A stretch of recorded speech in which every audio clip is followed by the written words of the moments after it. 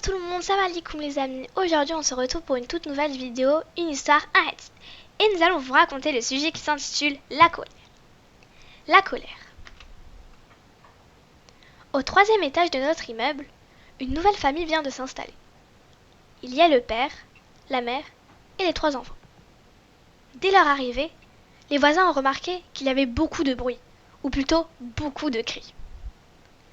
La plus jeune des enfants, Imen, est très vive et s'emporte facilement.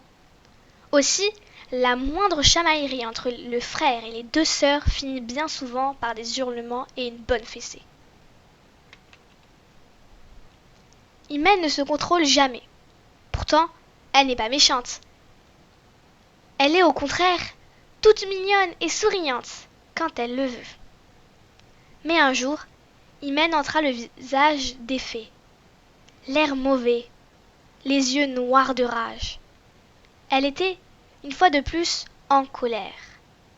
La vieille dame s'étonna de cette transformation, car elle n'avait jamais vu Imen dans cet état. « Voyons, ma petite, Imen, pourquoi es-tu si en colère ?» Elle l'emmena alors dans sa chambre à coucher, là où la petite n'était jamais rentrée. Le mobilier était simple, mais la chambre était remplie de vieux objets. Sur la commode, il y avait un miroir. La vieille dame le lui tendit pour qu'elle s'y regarde et lui dit « Regarde comme tu es laide, comme tu es énervée. » Imen recula, surprise de voir sa propre image. Alors, la vieille dame lui dit «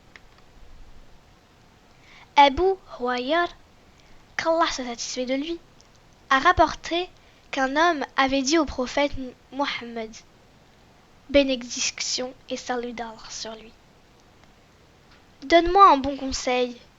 Il lui avait alors répondu, ne te mets pas en colère.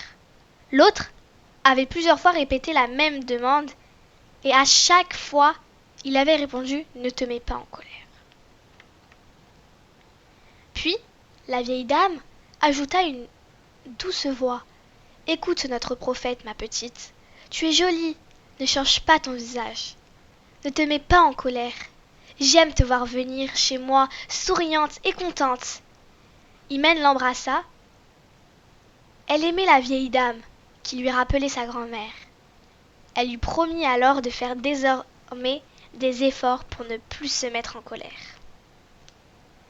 Voilà, c'est fini pour aujourd'hui. J'espère que ça vous a plu. Je vous dis à très bientôt pour une nouvelle histoire et un nouveau hadith.